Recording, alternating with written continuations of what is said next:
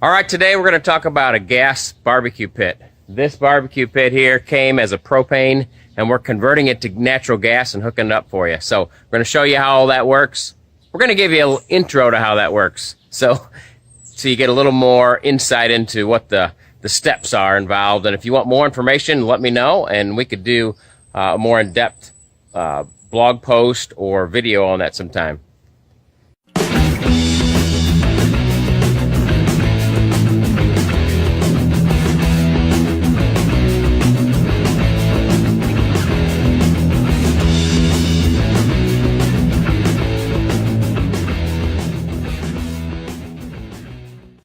So the first thing we did is we ordered a conversion kit for this barbecue pit. Now this is a charbroil, and I want you to know too that we did find out that all barbecue pits are not convertible. So keep that in mind too. You want to check that out ahead of time. But we bought a conversion kit that has this hose over here.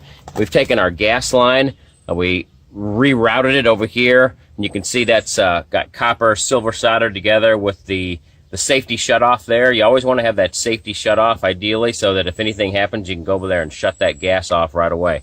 So we've done all that. Now, what I wanted to show you guys today, get a little tip to you for, is how to deal with the orifices. Now, the orifices are different for natural gas than they are for propane. So this is an orifice wrench, and these are the orifices right here. I'm going to show it to you. See that right there in my hand? That screws in there. You can see it's got a little hole in there that the gas comes out.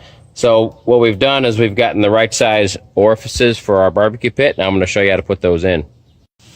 All right, I've put the orifice in the wrench, and we're going to go back in here. I don't know if you'll be able to see all this or not, but inside here where the burner came out, there's a little hole, and we're going to stick it in there. We're going to screw that into that receiving threaded fitting. Okay, we've got it tightened into there. So now I'm gonna insert the burners, put them back. Now this is, like I said, it's a charbroil. They're not all the same, so yours might go in a little differently. But you insert it over the orifice and then fit it down onto there.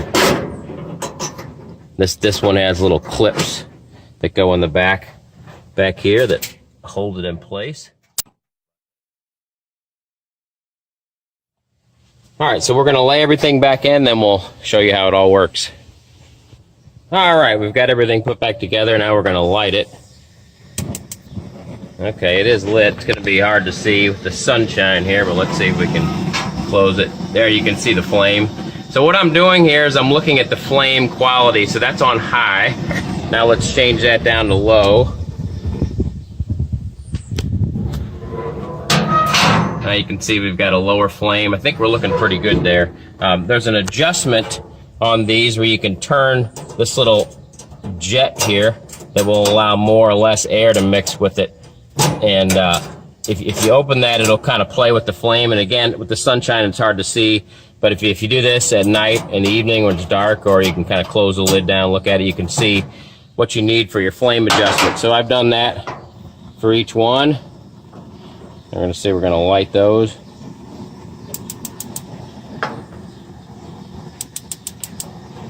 Okay, so now we should have them all lit. See if you can see that.